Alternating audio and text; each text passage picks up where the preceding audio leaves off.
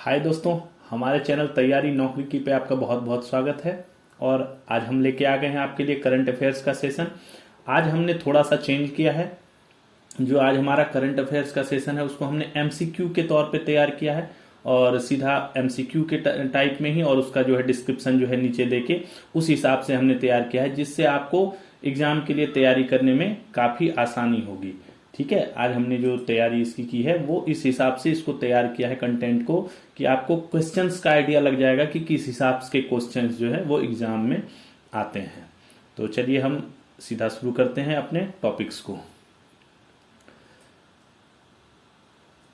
तो आज का हमारा पहला क्वेश्चन है, 9वां मिलिट्री लिटरेचर फेस्टिवल कहाँ आयोजित किया गया। ठीक है, 9वां मिलिट्री लिटरेचर फेस्टिवल अभी हुआ है, वो कहाँ पे आयोजित किया गया।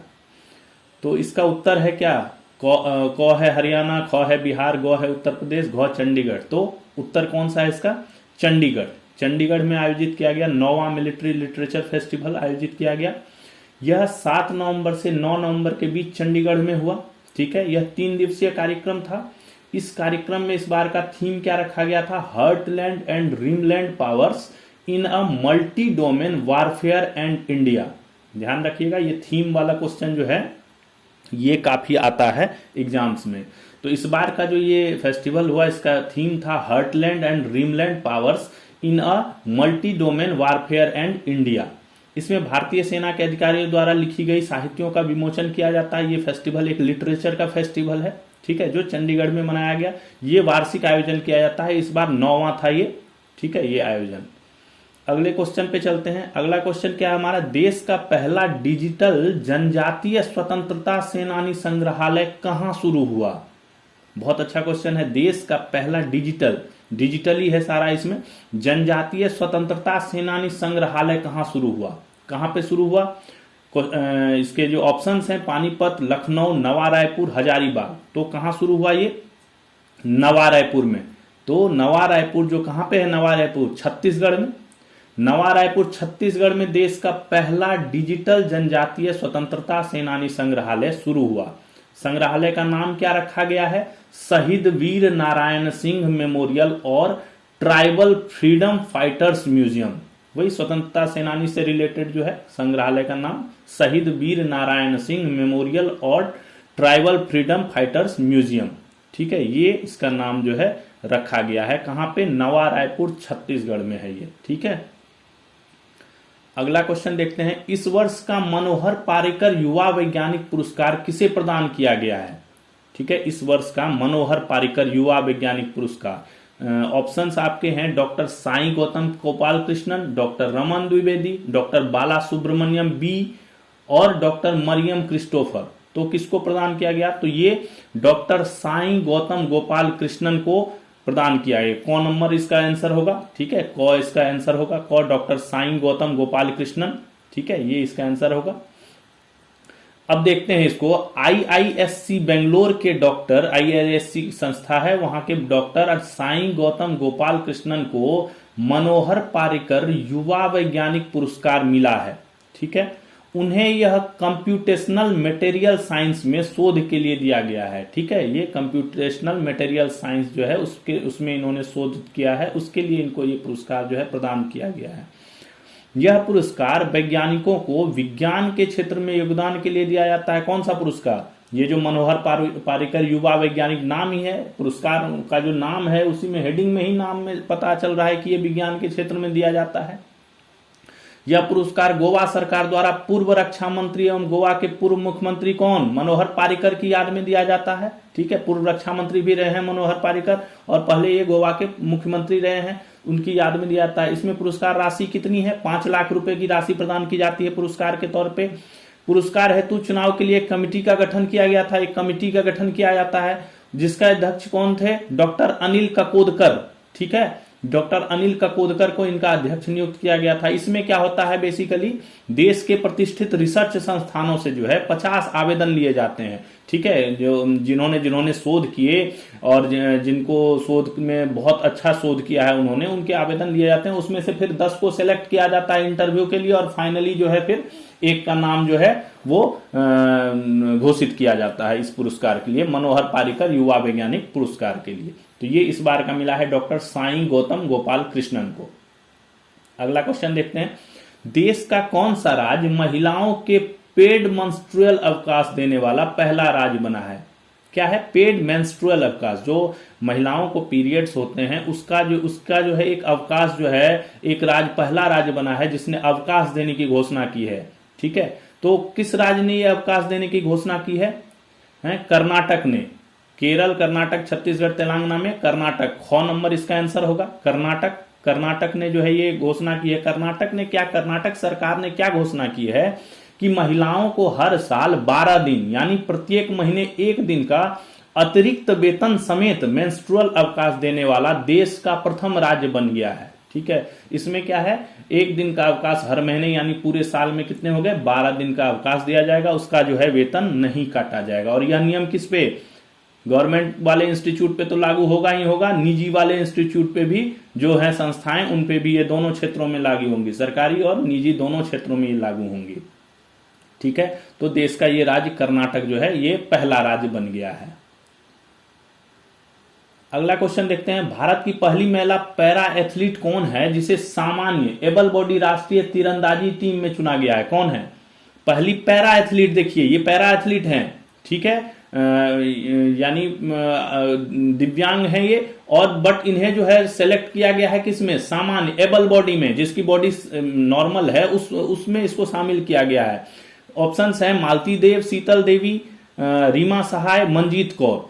तो किसको किया गया है, तो शीतल देवी, खो को शीतल देवी को जो है इसमें जो है सेलेक्ट किया गया है, इनको नॉर्मल जो है एथलीट वाले टूर्नामेंट के लिए। 18 वर्षीय पैरा आर्चर शीतल देवी भारत की पहली पैरा एथलीट बनी है जिन्हें सामान्य राष्ट्रीय तीरंदाजी टीम में चुना गया है। ठीक है, ये एशिया कप 2025 जो कि कहां पे होगा, जेद्दा सऊदी अरब में आयोजित किया जाएगा, उसमें यह है भारत का प्रतिनिधित्व करेंगी। ठीक है, एशिया कप 2025 जो जेद्दा सऊदी अरब में आयोजित होगा उसमें ये भारत का प्रतिनिधित्व करेंगी। 18 वर्षीय पैरा आर्चर हैं शीतल देवी। अगला क्वेश्चन, कौन सा दवा देश की सबसे ज्यादा बिकने वाली दवा बन गई है? देखिए एक दवा है जो सबसे ज्यादा बिकने वाली दवा बन गई है और बहुत कम समय में इसने जो है ये उपलब्धि हासिल करी है। ऑप्शंस माउंजारो, डोलो, रिवाइटल या नोरामैक्स। ठीक है, तो ऑप्शन कौन सा है, आंसर है हमारा इसमें माउंजारो। माउंजारो क्या है, डायबिटीज और मोटापा के इलाज में इसका उपयोग किया जाता है। ये जो माउंजारो दवा है इसका बेसिकली उपयोग डायबिटीज में और मोटापा का इलाज में किया जाता है। तो देश में सबसे ज्यादा संख्या इन्हीं की है, मोटापे का बहुत लोग परेशान हैं, डायबिटीज से बहुत लोग परेशान हैं, तो ये सबसे ज्यादा बिकने वाली दवा बन गई है। इसका लॉन्च भी मार्च में ही हुआ था, ज्यादा दिन हुआ भी नहीं है, 5-6 महीने हुए हैं इसके लॉन्च को। और इसे किसने बनाया है, एली लिली एंड कंपनी ने, एली लिली एंड कंपनी ने इसे बनाया है। अक्टूबर माह में इसकी बिक्री कितनी हुई, 1 अरब रुपए से पार कर गई इसकी बिक्री। अक्टूबर माह में इसकी बिक्री 1 अरब रुपए से पार कर गई। तो ये सबसे ज्यादा बिकने वाली दवा देश की बन गई है माउंजारो। अगला क्वेश्चन देखते हैं, दुनिया का सबसे बड़ा वाइल्ड लाइफ सर्वे किस देश में किया जाएगा? वाइल्ड लाइफ मतलब जंगली जो जीवन है उसका सर्वे किस देश में किया जाएगा? दक्षिण अफ्रीका, भारत, श्रीलंका, युगांडा। कहां किया जाएगा, किस देश में किया जाएगा? तो इसका जो सर्वे है वो भारत में किया जाएगा। इसका उत्तर है भारत, भारत में किया जाएगा इसका। भारत 2026 में करेगा all India tiger estimation, AITE करने जा रहा है। ठीक है, टाइगर बेसिकली ये टाइगर का ही सर्वे होता है जो दुनिया का सबसे बड़ा वाइल्ड लाइफ सर्वे होगा। ठीक है, यह 20 से ज्यादा राज्यों में किया जाएगा। इसे 3 चरण में किया जाएगा, 3 स्टेप्स में पूरा होगा। पहला मैदानी सर्वे, जो मैदानी इलाका में है उनमें देखा जाएगा कि कितने टाइगर्स हैं। उसके बाद क्या होगा, सैटेलाइट से सर्वे होगा, सैटेलाइट और रिमोट सेंसिंग से देखा जाएगा कि कितने हैं। और तीसरा क्या होगा, कैमरा ट्रैप और AI विश्लेषण। कैमरा ट्रैप, कई जगहों पे कैमरा लगा के जो है उनको जो है ट्रैप करके जो है उसे मतलब पता किया जाता है उस कैमरे से, और फिर AI विश्लेषण के माध्यम से जो है इसका पूरा डाटा जो है वो विश्लेषण किया जाएगा, निकाला जाएगा। भारत में दुनिया के 75% से ज्यादा जंगली बाघ हैं। भारत में सबसे ज्यादा, दुनिया का 75% से ज्यादा जंगली बाघ भारत में ही है। पिछला सर्वे कब हुआ है, 2022 में, जिसमें कितने बाघ थे, 3682 बाघ दर्ज हुए थे। 3,682 बाघ पिछले सर्वे में दर्ज हुआ था। अगला क्वेश्चन, भारत का पहला लिविंग ड्रग किसे कहा गया है? बहुत इंपॉर्टेंट क्वेश्चन है, ध्यान रखिएगा। भारत का पहला लिविंग ड्रग किसे कहा गया है? नेक्सकार 19, ओमेगा 42, नियोमाइन, वेनेकॉल, किसको कहा गया है? आंसर है नेक्सकार 19। कौन नंबर इसका आंसर है? नेक्सकार 19। ये नई बनी है, अभी लेटेस्ट है ये। भारत की पहली स्वदेशी cancer cell therapy, CAR T cell therapy भी कहा जाता है उसको, ध्यान रखिएगा। दोनों चीज आ सकता है आपको, स्वदेशी कैंसर सेल थेरेपी भी कह के आ सकता है, या कार CAR-T सेल थेरेपी भी कह के आ सकता है, जिसको नाम क्या दिया गया है? नेक्सकार 19, जिसे भारत का क्या कहता है? पहला लिविंग ड्रग भी कहा जा रहा है। को कब ये किया गया, देश को समर्पित किया गया, इसको कब देश में लाया गया, लॉन्च किया गया? नई दिल्ली में आयोजित emerging science technology and innovation conclave अभी हुआ था, ESTIC 2025, इसमें देश को समर्पित की गई, ठीक है ना। अभी जो हुआ था नई दिल्ली में, उसमें इसको जो है देश को समर्पित की गई। यह थेरेपी है क्या? यह थेरेपी ल्यूकेमिया तथा लिम्फोमा जैसे एडवांस स्टेज के मरीजों के लिए एक क्रांतिकारी इलाज मानी जा रही है। बेसिकली इसमें क्या है कि जैसे उनको वो थेरेपी दी जाती है, पहले जो थेरेपी दी जाती है उनको कीमो वगैरह जो दिया जाता है, उससे जो अगर ये ठीक नहीं होते हैं तो उस एडवांस स्टेज में ये थेरेपी जो है ये कारगर साबित होगी, ऐसा वैज्ञानिकों ने इजाद किया है। इसे डेवलप किसने किया? इम्यूनो एक्ट नाम की, ध्यान रखिएगा, इम्यूनो एक्ट नाम की एक कंपनी है, इसने इसको डिजाइन किया है। इसमें मरीज की अपनी टी सेल्स यानी श्वेत रक्त कोशिकाएं, जो लड़ने वाली हमारी कोशिका होती है ना, श्वेत रक्त कोशिकाएं WBC को जीन तकनीक से बदलकर ऐसे तैयार करते हैं कि वे कैंसर कोशिकाओं को पहचान कर उन पर सीधा हमला कर सकें, ठीक है। उनको एक टेक्नोलॉजी है, उसके थ्रू इस टाइप से बदला जाता है कि वे डायरेक्ट कैंसर कोशिकाओं को पहचान कर उन पर डायरेक्ट हमला करके लड़ने की क्षमता, यानी खुद के इम्यूनिटी से, आदमी की खुद की, WBC तो आदमी का खुद का है, तो खुद की इम्यूनिटी से जो है ये थेरेपी तैयार की गई है। तो इसीलिए स्वदेशी कैंसर सेल थेरेपी है। नाम दिया गया है इसका नेक्सकार 19, ध्यान रखिएगा, नेक्सकार 19। अगला क्वेश्चन है, कला, विज्ञान और प्रकृति को जोड़ने वाला नाइट फेस्टिवल कहां मनाया जाता है? कला, विज्ञान और प्रकृति तीनों चीज है इसमें, देख लीजिए, को जोड़ने वाला नाइट फेस्टिवल कहां मनाया जाता है? कोलंबो, स्विट्जरलैंड, पेरिस, न्यूयॉर्क, कहां मनाया जाता है बताइए? इसको पेरिस में मनाया जाता है, ठीक है, सही उत्तर है पेरिस। पेरिस में इसको, फ्रांस की राजधानी जो पेरिस है, फ्रांस की पेरिस की जार्डिन गार्डन में, जार्डिन गार्डन जो है वहां पे लाइट फेस्टिवल मनाया जाता है, ठीक है, जिसे कला, विज्ञान और प्रकृति को जोड़ने वाला नाइट फेस्टिवल भी कहा जाता है। इसको, इसी को, ये जो लाइट फेस्टिवल है, देखिएगा, दो कंफ्यूज मत होइएगा, लाइट फेस्टिवल है, ये लाइट फेस्टिवल के नाम से मनाया जाता है, बट इसको कला, विज्ञान और प्रकृति को जोड़ने वाला नाइट फेस्टिवल भी कहा जाता है। इस वर्ष कब होगा यह? 12 नवंबर को होगा। तब कब तक चलेगा? 18 जनवरी 2026 तक चलेगा, लंबे पीरियड तक चलता है। इसमें क्या है ना, लाइटें वाइटें काफी जो है वो लगाई जाती हैं, काफी सारी लाइट्स जो है स्ट्रीट पे लगाई जाती हैं, और काफी इसमें जो है आयोजन किए जाते हैं पेरिस में। इस बार इसका थीम रखा गया है क्या? प्रकृति की रोशनी। थीम से काफी क्वेश्चंस आते हैं, थीम का ध्यान रखिएगा। इस बार इसका जो ये लाइट फेस्टिवल या कह सकते हैं नाइट फेस्टिवल है, इसकी जो थीम है वो है प्रकृति की रोशनी। अगला क्वेश्चन देखते हैं, सर्वोच्च न्यायालय ने अभियुक्त को गिरफ्तारी का आधार लिखित तथा उसकी भाषा में बताने के संवैधानिक अनिवार्यता संबंधी आदेश किस अनुच्छेद के संदर्भ में दिया है?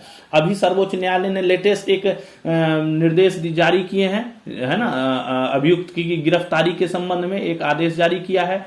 वो अनुच्छेद, जो संविधान के हमारे अनुच्छेद बने हुए हैं, वो उसके किस अनुच्छेद के अंतर्गत जो है ये आदेश जो है दिया गया है? तो इसका आंसर है, इसमें ऑप्शन से अनुच्छेद 24, 19, 22(1), 25(2) किसके तहत? तो ये 22(1) के तहत दिया गया है। क्या है? अनुच्छेद 22(1) के तहत क्या आदेश दिया है सर्वोच्च न्यायालय ने?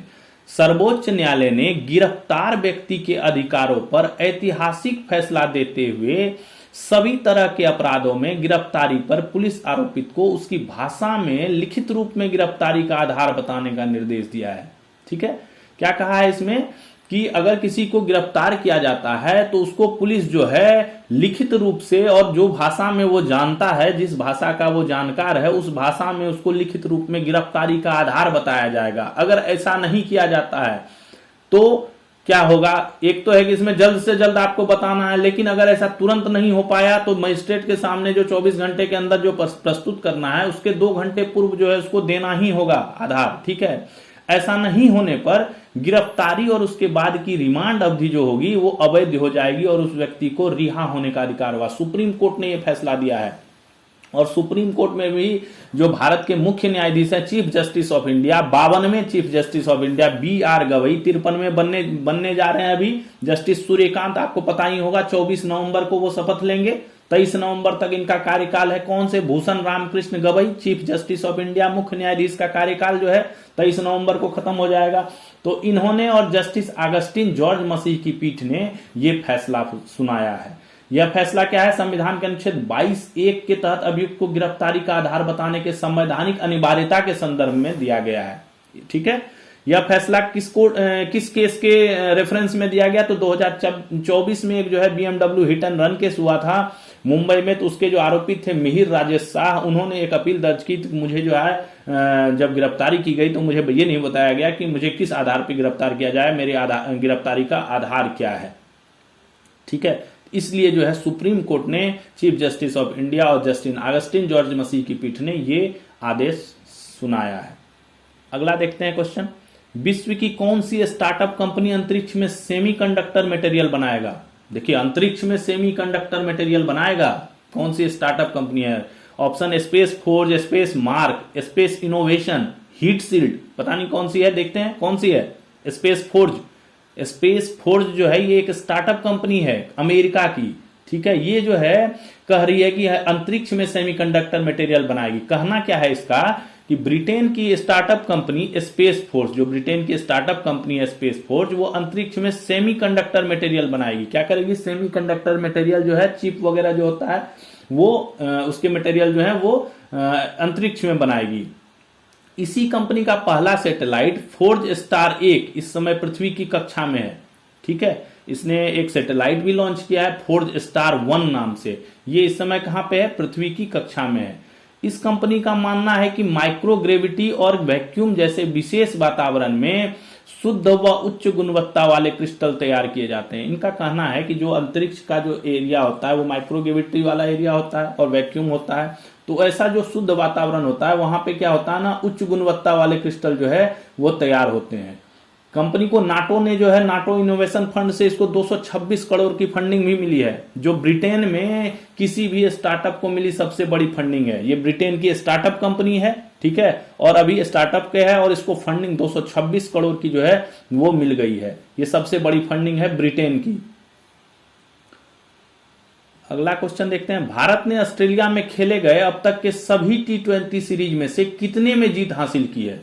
अब देखिए, टोटल यानी ऑस्ट्रेलिया में जितने भी T20 सीरीज खेले हैं उसमें से कितने में भारत ने जो है जीत हासिल करी है? ऑप्शन में है आपके 5, 3, 2, 1। तो इसका आंसर होगा 3। ख आंसर होगा 3। भारत ने जो है ऑस्ट्रेलिया के साथ जो है ऑस्ट्रेलिया के घर में जो है 5 सीरीज आज तक खेला है। 5 T20 के सीरीज खेले हैं, ठीक है। उसमें से 3 में जीत हासिल करी और 2 जो सीरीज है वो ड्रॉ हो गया है, ठीक है। 13 साल से T20 जो का सीरीज जो है वो ऑस्ट्रेलिया में हो रहा है। तो भारत ने ऑस्ट्रेलिया में अब तक 5 T20 की सीरीज खेली है, जिसमें से 3 सीरीज में जीत हासिल की तथा 2 सीरीज क्या रही है? ड्रॉ रही है। यानी भारत अब तक ऑस्ट्रेलिया में कोई भी T20 सीरीज नहीं हारा है, अभी तक कोई भी नहीं हारा है। अभी वर्तमान में हुए 5 मैचों की T20 सीरीज में भारत ने ऑस्ट्रेलिया को 2-1 से हराकर सीरीज जीत लिया। अभी 5 मैचों की सीरीज चल रही थी T20 सीरीज, ठीक है। उसमें 5 मैच में से 2-1 से जो है भारत ने जीतकर जो है सीरीज अपने नाम कर लिए। 2 मैच जो है वो बारिश की वजह से रद्द हो गए, ठीक है। एक पहला मैच बारिश की वजह से रद्द हुआ था और एक आखिरी मैच जो हुआ है वो भी बारिश की वजह से रद्द हो गया। 2 मुकाबले जो है बारिश की वजह से धुल गए, इसलिए 2-1 से ही जो है सीरीज का समापन हुआ। 2 भारत ने जीता और 1 मैच जो है ऑस्ट्रेलिया ने जीता। अगला क्वेश्चन देखते हैं। विश्व स्तरीय SRFI Indian open squash tournament कहां खेला जाएगा? विश्व स्तरीय SRFI इंडियन ओपन स्क्वैश का टूर्नामेंट है ये। कहां पे खेला जाएगा? नागपुर, इंदौर, अहमदाबाद, देहरादून। कहां पे होगा? तो इसका आंसर होगा ख, इंदौर। इंदौर में ये खेला जाएगा। ये टूर्नामेंट विश्व स्तरीय टूर्नामेंट है। मध्य प्रदेश के इंदौर में कब से? 18 नवंबर से 22 नवंबर तक SRFI Indian open squash tournament का आयोजन किया जाएगा। ठीक है, विश्व स्तरीय स्क्वैश टूर्नामेंट है ये। अगला क्वेश्चन देखते हैं। इस वर्ष के WTA फाइनल्स का खिताब किस देश के टेनिस खिलाड़ी ने जीता? WTA फाइनल्स चल रहा था अभी, है ना। टेनिस का WTA फाइनल्स जो होता है सबसे इस सीजन का सबसे लास्ट वाला जो है, सबसे प्रतिष्ठित टेनिस का जो है टूर्नामेंट है वो है ये WTA फाइनल्स। इसमें किस टीम के खिलाड़ी, देश के टेनिस खिलाड़ी ने जीत लिया ये फाइनल्स का खिताब? तुर्किस्तान, भारत, कजाकिस्तान, बेलारूस। किसने जीता बताइए? आंसर है कजाकिस्तान। कजाकिस्तान है इसका आंसर। कजाकिस्तान की टेनिस खिलाड़ी है एलिना रायबकीना। ध्यान रखिएगा, एलिना रायबकीना है। कहां की? कजाकिस्तान की। इसने WTA फाइनल्स 2025 का खिताब जो है जीत लिया है। उन्होंने किसको हराया? अभी वर्ल्ड की नंबर 1 टेनिस खिलाड़ी कौन है? सिंगल्स में टेनिस खिलाड़ी वर्ल्ड की नंबर 1 कौन है? बेलारूस की आर्यना सबालेंका। कौन है? आर्यना सबालेंका। उसको जो है इन्होंने, कजाकिस्तान की इस खिलाड़ी ने इनको जो है हरा करके WTA फाइनल्स का खिताब जो है वो अपने नाम कर लिया है, जीत लिया है। अगला क्वेश्चन देखते हैं।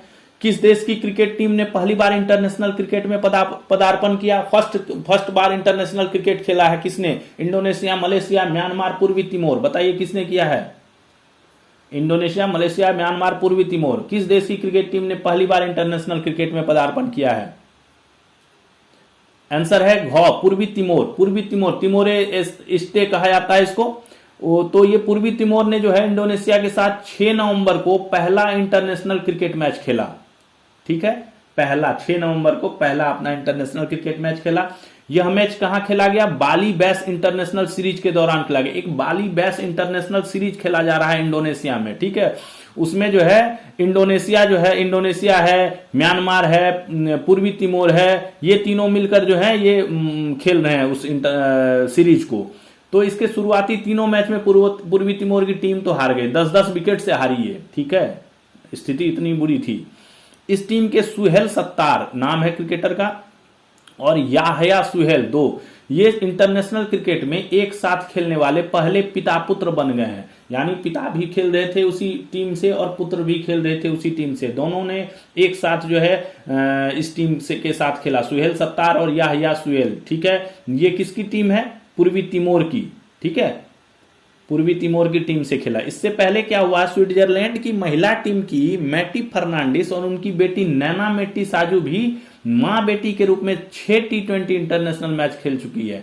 मां बेटी का जहां चर्चा आएगा तो वहां पे स्विट्जरलैंड की महिला टीम की मैटी फर्नांडिस और उनकी बेटी नैना मेटी साजू जो है उन्होंने जो है T20 इंटरनेशनल मैच जो है 6 T20 इंटरनेशनल साथ में खेला है। तो ठीक है, पूर्वी तिमोर अब जो है क्रिकेट में पदार्पण कर चुका है, बट उसकी शुरुआत अच्छी नहीं रही है। उसकी जो इंटरनेशनल सीरीज में शुरुआत रही है वो 3 मैच खेला है अभी तक, तीनों मैच जो है वो हार गया है 10-10 विकेट से।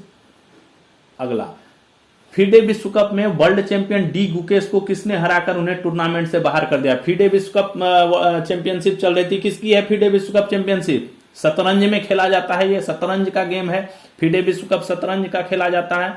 तो शतरंज में कहां हो रहा है ये फीडे विश्व कप? गोवा में हो रहा है, पणजी में, गोवा के पणजी में ये खेला जा रहा है। इसका जो है किसने? फेडरिक स्वाने ने जो है हराकर इन्हें टूर्नामेंट से, हमारे जो वर्ल्ड चैंपियन है डी गुकेश, भारत के शतरंज के खिलाड़ी हैं, इनको जो है हरा दिया है फेडरिक स्वाने ने। विश्लेषण देखिए इसका। फीडे शतरंज का विश्व कप जो कि कहां चल रहा है? गोवा में चल रहा है। में वर्ल्ड चैंपियन भारत के कौन? डी गुकेश को जर्मनी के फेडरिक स्वाने ने हराकर टूर्नामेंट से बाहर कर दिया। ये वर्ल्ड चैंपियन थे बट ये हार गए हैं। ठीक है, जर्मनी के फेडरिक स्वाने से, और ये टूर्नामेंट से बाहर हो गए। बहुत आस थी बट ये टूर्नामेंट से बाहर हो गए। अभी भारत से 3-4 खिलाड़ी और अभी जो है वो प्रतिस्पर्धा में जारी है। इसका पहला मैच कब? 1 नवंबर से खेला गया है ये टूर्नामेंट फीडे विश्व कप जो है। फाइनल मैच कब होगा? 24 से 26 नवंबर के बीच जो है ये फाइनल मैच का फाइनल राउंड जो है ये खेला जाएगा। अगला टॉपिक पे चलते हैं। शूटिंग वर्ल्ड चैंपियनशिप में 50 मीटर फ्री पिस्टल में किस भारतीय खिलाड़ी ने स्वर्ण पदक जीता है? शूटिंग वर्ल्ड चैंपियनशिप चल रही थी, उसके 50 मीटर की फ्री पिस्टल में किस भारतीय खिलाड़ी ने स्वर्ण पदक जीता? रविंदर सिंह, कमलजीत सिंह, योगेश कुमार, मनजोत सिंह, किसने जीता? आंसर है रविंदर सिंह। ठीक है, क इसका आंसर है। ये घ गलती से हो गया है, यहाँ पे घ ये गलत से हो गया, रविंदर सिंह सही लिखा हुआ है, क जो है रविंदर सिंह, ये इसका सही आंसर है।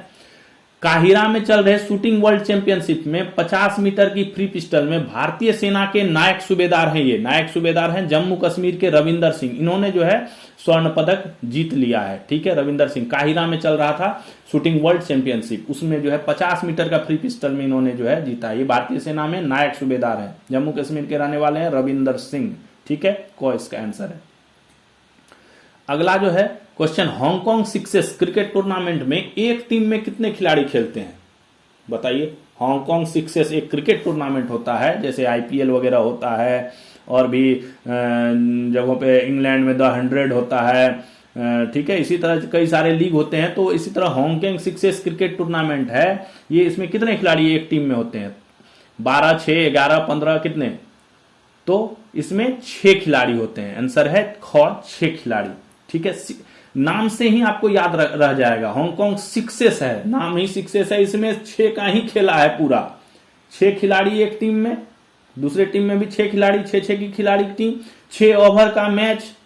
ठीक है, ज्यादा ये इसमें लंबा ओवर होता नहीं है, 6 ओवर का ही मैच होता है। हांगकांग क्रिकेट सिक्सेस हांगकांग में आयोजित होने वाली 6-6 ओवर मैच की आईसीआईसी द्वारा मान्यता प्राप्त वार्षिक प्रतियोगिता है। ये आईसीआईसी से मान्यता प्राप्त है, ऐसा नहीं है कि ये अपने मन से आयोजित होता है। ऐसे आईसीसी इसको जो है आयोजित करती है, इंटरनेशनल क्रिकेट काउंसिल, अंतर्राष्ट्रीय क्रिकेट परिषद जो है वो इसको आयोजित करवाती है।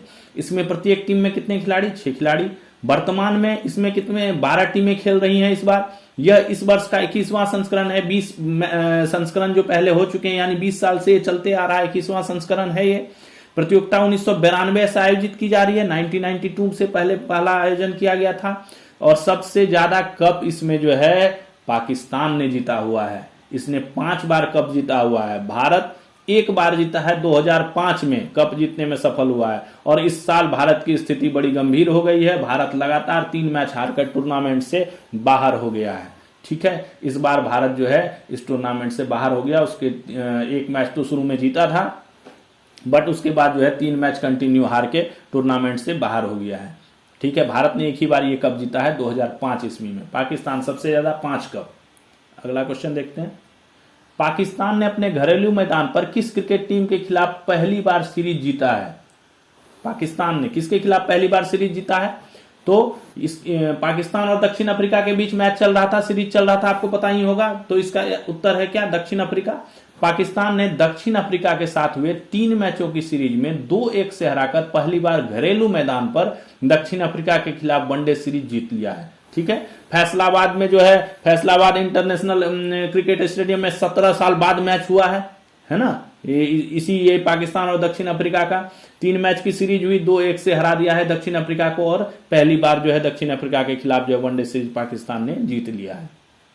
अगला टॉपिक देखते हैं, किस देश में फील्ड मार्शल के रैंक को आजीवन मान्यता प्रदान कर दी गई है? भारत, पाकिस्तान, नेपाल, बांग्लादेश, कहां पे फील्ड मार्शल के रैंक को आजीवन मान्यता, यानी होल लाइफ वो मान्यता रहेगी, वो रैंक जो है मान्य रहेगा। किसको? पाकिस्तान। पाकिस्तान ने क्या किया? संविधान में संशोधन कर दिया, 27वां संविधान संशोधन कर दिया है, और करते हुए क्या किया है? फील्ड मार्शल की रैंक को आजीवन मान्य कर दिया है, होल लाइफ के लिए मान कर दिया है। जिससे क्या होगा? यह रैंक, जिसे यह रैंक दी जाएगी वह जीवन भर फील्ड मार्शल ही रहेगा। जिसको ये रैंक दे दिया गया एक बार, वो फील्ड मार्शल जीवन भर उसके रैंक के साथ फील्ड मार्शल लगा हुआ रहेगा। वर्तमान में पाकिस्तान के सेना प्रमुख कौन है? असीम मुनीर काफी चर्चाओं में रहते हैं। इनका कार्यकाल खत्म होने वाला था, बट संविधान में संशोधन करके अभी बढ़ाने की प्रक्रिया चल रही है, अभी उस पर निर्णय अभी पूरा आया नहीं है। अगला क्या है, किस देश ने इस वर्ष होने वाली G20 सम्मेलन का बहिष्कार करने का निर्णय लिया? G20 का सम्मेलन होने जा रहा है, अभी कब हो रहा है? ये 22-23 नवंबर को होने जा रहा है G20 का सम्मेलन। ठीक है, तो उसमें ये सम्मेलन होगा कहां पे? दक्षिण अफ्रीका में होने जा रहा है, जोहान्सबर्ग में। ठीक है, G20 सम्मेलन का भारत भी सदस्य है, भारत भी सदस्य राष्ट्र है, सम्मेलन में भारत भी हिस्सा लेगा। तो एक राष्ट्र है जिसने जो है इसका बहिष्कार कर दिया है कि हम भाग नहीं लेंगे, कोई हमारा सदस्य जो है वो भाग नहीं लेगा। कौन है? अर्जेंटीना, दक्षिण अफ्रीका, अमेरिका, दक्षिण कोरिया। कौन? आंसर है इसमें अमेरिका। अमेरिका जो है इन सब मामलों में आगे रहता है। तो 20वां जो है G20 शिखर सम्मेलन जो है वो होने जा रहा है 22-23 नवंबर को दक्षिण अफ्रीका के जोहान्सबर्ग में आयोजित किया जाएगा। अमेरिका के राष्ट्रपति डोनाल्ड ट्रंप ने क्या कहा है कि इस सम्मेलन में अमेरिका से कोई सदस्य भाग नहीं लेगा।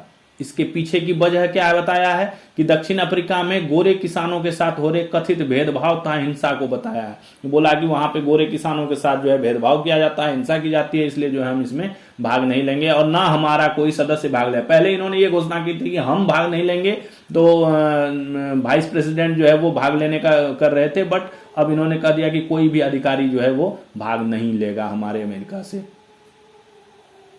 अगला क्वेश्चन, जेरेड आइजैकमैन को अमेरिका ने किस संस्था के प्रमुख के रूप में नॉमिनेट किया है? जेरेड आइजैकमैन को अमेरिका ने किस संस्था के प्रमुख के रूप में नॉमिनेट किया है? नासा, यूनिसेफ, WHO, WTO, किसका आंसर है? जेरेड आइजैकमैन को नासा के लिए जो है नामित किया गया है। ठीक है, के लिए इसको नासा का प्रमुख के रूप में जो है नॉमिनेट किया गया है, अमेरिका ने नॉमिनेट किया गया। अभी ये वो चलेगी, इसमें फैसला नहीं हुआ है, प्रतिस्पर्धा चलेगी, कई लोग लाइन में हैं, तो फाइनल प्रमुख जो है वो अभी डिसाइड नहीं हुआ है। तो अमेरिका ने नासा के वर्तमान प्रमुख किसको, जेरेड आइजैकमैन को दोबारा नासा प्रमुख के रूप में नॉमिनेट कर दिया है। ये क्या होंगे? ये क्या है? ऑनलाइन पेमेंट कंपनी Shift4 के मालिक हैं। ये कौन सी कंपनी चलाते हैं? Shift4। ये ड्रैकन इंटरनेशनल के भी संस्थापक हैं। इन्होंने एक ड्रैकन इंटरनेशनल नाम से कंपनी भी जो है एस्टेब्लिश कर रखी है, जो क्या करती है, अमेरिकी सेना को प्रशिक्षण के लिए जेट मुहैया कराती है, जेट देती है अमेरिकी सेना को प्रशिक्षण के लिए। अगला देखते हैं, फिलीपींस में 7 नवंबर को हुए औपचारिक समारोह में भारत की किस संस्था को रेमन मैग्सेसे पुरस्कार प्रदान किया गया? बहुत इंपॉर्टेंट क्वेश्चन है रेमन मैग्सेसे पुरस्कार, इससे तो सवाल एग्जाम में आता है रेमन मैग्सेसे वाला पुरस्कार से। तो कौन सा है? संस्था का नाम बता रहा हूं मैं, educate girls, smile foundation, project नन्ही कली, गूंज। किसको जो है रेमन मैग्सेसे पुरस्कार दिया गया है? रेमन मैग्सेसे पुरस्कार की घोषणा अगस्त में ही हो गई थी, बट ऑफिशियली जो है अभी दिया गया है 7 नवंबर को। कौन है?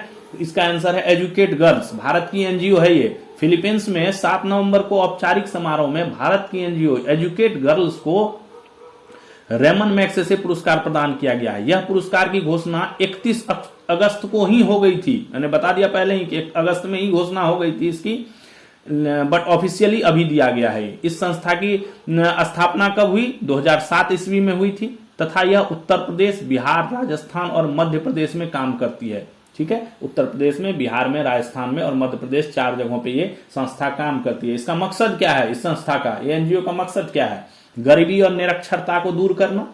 ठीक है, यह संस्था 20 लाख से अधिक लड़कियों को स्कूल वापस लाने में कामयाब रही है। 20 लाख से अधिक लड़कियों को स्कूल जोड़ने में जो है ये सफल रही है।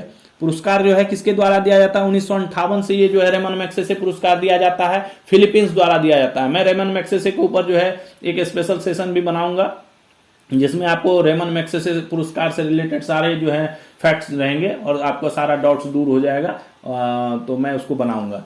ठीक है, तो ये 1958 से दिया जा रहा है, फिलीपींस द्वारा दिया जाता है। भारतीय महिला क्रिकेट टीम के किस खिलाड़ी को बंग भूषण सम्मान प्रदान किया गया है? देखिए, महिला क्रिकेट टीम क्या करी है, 52 साल बाद विश्व कप जीत गई है। पहला विश्व कप जो है महिला क्रिकेट टीम ने जीत लिया है। 2 बार फाइनल में गई, तीसरी बार इस बार फाइनल में गई और तीसरी बार में जो है जीत ही लिया फाइनल को। बहुत गर्व की बात है हमारे लिए, हमारे देश के लिए। तो इसमें जो है क्या हुआ कि जब जीत कर आई हैं तो सभी राज्य सरकार ने अपने अपने क्रिकेटरों को, अपने अपने राज्य के क्रिकेटरों को अलग से सम्मान दिया है। किसी ने कैश प्राइज दिया, किसी ने कुछ दिया। बीसीसीआई ने तो खुद ही 51 लाख रुपए जो है वो टीम को दिए हैं, है ना। तो काफी चीजें जो है वो हुई हैं। तो इसी में किसको बंग भूषण का पुरस्कार प्रदान किया है? नाम से ही आपको याद हो जाएगा, बंग भूषण। बंग है तो बंगाल होगा, ठीक है, बंगाल समझ लीजिए। बंगाल की खिलाड़ी कौन है वो आप इसमें देख लीजिए, हरमनप्रीत कौर, ऋचा घोष, स्मृति मंधाना, दीप्ति शर्मा। तो आंसर होगा इसका ख, ऋचा घोष। ऋचा घोष बंगाल की खिलाड़ी हैं। ममता बनर्जी ने जो है इन्हें बंग भूषण सम्मान प्रदान किया है, ठीक है। बंगाल क्रिकेट एसोसिएशन, भारतीय महिला क्रिकेट टीम की ऋचा घोष को बंगाल सरकार ने बंग भूषण सम्मान से नवाजा है। बंगाल क्रिकेट संघ ने उन्हें क्या दिया है? सोने का बल्ला गेंद भी दिया है और 34 लाख रुपए भी प्रदान किए हैं, ठीक है। इन्हें बंगाल पुलिस का डीएसपी भी बनाया गया है, नियुक्ति पत्र भी सौंपी गई इनको ममता बनर्जी ने। ठीक है, बंगाल क्रिकेट संघ के अध्यक्ष कौन है? वर्तमान अध्यक्ष सौरभ गांगुली, है ना, हमारे जो पूर्व दादा हैं सौरभ गांगुली, वो थे पूर्व जो अपना क्रिकेटर सौरभ गांगुली, ये जो है बंगाल क्रिकेट संघ के वर्तमान अध्यक्ष हैं। तो ये ध्यान रखिएगा, बंग भूषण नाम से ही आपको याद रह जाएगा। बंग भूषण तो बंगाल की सरकार की तरफ से इनको जो है यह पुरस्कार दिया गया है, ऋचा घोष को दिया गया है। ठीक है, ध्यान रखिएगा। अगला क्वेश्चन है, किस राज्य ने सभी वाहनों को बीमा के दायरे में लाने हेतु पायलट प्रोजेक्ट शुरू किया है? एक पायलट प्रोजेक्ट शुरू किया है, किस राज्य ने सभी वाहनों को बीमा के दायरे में लाने हेतु? उत्तर प्रदेश, तेलंगाना, कर्नाटक, बिहार। किसने किया है? इसका उत्तर होगा तेलंगाना। तेलंगाना इसका उत्तर है। तेलंगाना ने क्या किया है? सुप्रीम कोर्ट के आदेश के बाद राज्य के सभी वाहनों को बीमा के दायरे में लाने हेतु पायलट प्रोजेक्ट शुरू किया है। अभी कुछ दिन पहले सुप्रीम कोर्ट ने एक आदेश दिया था, उसमें यह बताया था कि उसने गहरी चिंता जताई थी कि देश में अभी 50% ही ऐसे लोग हैं जो अपने वाहन का बीमा कराते हैं, खासकर दुपहिया वाहन जो है उसका बीमा तो बिल्कुल नहीं कराते हैं। ये आंकड़े ये बताते हैं कि 60 से 70% जो है वो क्या नाम है, दुपहिया वाहन जो है बिना बीमा के जो है चलते हैं। तो सुप्रीम कोर्ट ने यह आदेश दिया था सभी राज्यों को कि आप अपने राज्य में जो भी गाड़ियां हैं उनका बीमा कराने को सुनिश्चित कीजिए। तो उसी के तहत जो है तेलंगाना ने एक पायलट प्रोजेक्ट शुरू किया है, जिसमें जो है सभी उसको जो है वाहनों का बीमा सुनिश्चित करने के लिए इरेडा की एजेंसी है इंश्योरेंस इंफॉर्मेशन ऑफ इंडिया, इसकी मदद ली जा रही है, जिससे गैर बीमा वाले वाहन मालिकों को एसएमएस के माध्यम से जो है इंश्योरेंस करवाने के लिए कहा जा रहा है। एसएमएस भेजा जा रहा है कि भाई आपकी गाड़ी का इंश्योरेंस नहीं है, आप अपनी गाड़ी का इंश्योरेंस करवा लीजिए। वाहन मालिकों द्वारा इसे गंभीरता से नहीं लेने से वाहन जब्त तथा जुर्माने भी लगाए जा सकते हैं। ठीक है, इसको अगर गंभीरता से नहीं लेंगे तो वाहन जब्त हो जाएगा और जुर्माना भी लगाया जाएगा। अगला है, वक्रतुंड नामक उपन्यास किसने लिखा है? वक्रतुंड, वक्रतुंड नाम किसका है? वक्रतुंड नाम से ही आपको पता चल जाएगा कि इस उपन्यास में है क्या। पहले किसने लिखा है वो देखते हैं। इसका आंसर होगा, ऑप्शन क्या क्या है हमारे पास? महेंद्र मधुकर, जीएन वाजपेयी, सुनीता नारायण, यूआर अनंत मूर्ति। तो इसका आंसर हो जाएगा महेंद्र मधुकर। महेंद्र मधुकर ने इस उपन्यास को लिखा है। वक्रतुंड महाकाय सूर्यकोटि समप्रभा, है ना, गणेश जी का जो है मंत्र है। तो इस उपन्यास में श्री गणेश की लीलाओं का व्याख्यान किया गया है। वक्रतुंड उपन्यास महेंद्र मधुकर ने लिखा है। अगला क्वेश्चन, ठीक है, embracing destiny a life of courage नामक उपन्यास किसने लिखा है? Embracing destiny a life of courage नामक उपन्यास किसने लिखा है? किसने लिखा है? ऑप्शन है महेंद्र मधुकर, जीएन वाजपेयी, सुधाकर और अर्जुन केलकर। किसने लिखा है? तो ये जीएन वाजपेयी ने लिखा है। इसमें क्या है? ये आत्मकथात्मक वर्णन है, मतलब खुद का कथा का विवरण है, जिसमें बताया गया है कि जीवन का सौंदर्य उसके संघर्षों में है जो हमें दृढ़ बनाती है। ये हमारे लिए भी लागू होता है, ठीक है ना। विद्यार्थी जीवन के लिए तो और ज्यादा ये लागू है कि जितना आप संघर्ष करेंगे उतना जो है सफलता प्राप्त करेंगे। तो ये बहुत अच्छा किताब लिखा गया है, ठीक है, जिसमें ये कहा गया है कि जीवन का जो सौंदर्य है वो उसके संघर्षों में है जो हमें और दृढ़ बनाती है। जितना हम संघर्ष करते हैं उतना हम और दृढ़ बनते हैं और अपने लक्ष्य के प्रति अग्रसर होते हैं। तो ये बहुत अच्छी जो है किताब जो है लिखी है, ठीक है। एक लास्ट क्वेश्चन मैं ऐसे ही बता रहा हूं, ये इसमें है नहीं, मैं बता रहा हूं 7 नवंबर को कौन सा दिवस मनाया जाता है? जो जानते हैं वो कमेंट में जो है लिख दीजिए कि क्या मनाया जाता है, ठीक है। 7 नवंबर को कौन सा दिवस मनाया जाता है, ठीक है। क्या आंसर होगा ये आप कमेंट में लिख दीजिए, ठीक है। मैं बता के जाता हूं, इसका आंसर होगा 7 नवंबर को कैंसर जागरूकता दिवस मनाया जाता है, ठीक है। विश्व कैंसर जागरूकता दिवस मनाया जाता है, विश्व कैंसर अवेयरनेस डे मनाया जाता है, ठीक है। कैंसर के प्रति जागरूकता उत्पन्न करने के लिए जो है ये दिवस जो है पूरे विश्व में मनाया जाता है। 7 नवंबर को विश्व कैंसर जागरूकता दिवस मनाया जाता है। तो ये थे आज के हमारे करंट अफेयर्स का सेशन और आशा करता हूं आपको बहुत अच्छा लगेगा। इसका जो है पीडीएफ मैं जो है डिस्क्रिप्शन में डाल दूंगा, टेलीग्राम के लिंक चैनल पे जो है आप आके इसका जो है पीडीएफ डाउनलोड करके रख सकते हैं, नोट्स बना सकते हैं, ठीक है। मैं उसका पीडीएफ का लिंक जो है वो टेलीग्राम का अपना इसमें डिस्क्रिप्शन में डाल दूंगा। तो आशा करता हूं आपको ये सेशन बहुत अच्छा लगा होगा। आप ऐसे ही इसको देखते रहिए और हम डेली इसी तरह जो है एमसीक्यू के बेस पे ही जो है करंट अफेयर्स का सेशन लेके आएंगे। इससे जो है आपको एग्जाम्स की तैयारी में बहुत ज़्यादा फायदा होगा। चैनल को लाइक सब्सक्राइब तो आप लोग कर ही रहे हैं, उसको करते रहिए, ठीक है, जिससे हमें मोटिवेशन मिलता रहे। तो इसी के साथ आपसे विदा लेते हैं, फिर मिलते हैं कल नए सेशन में। थैंक्स, जय हिंद।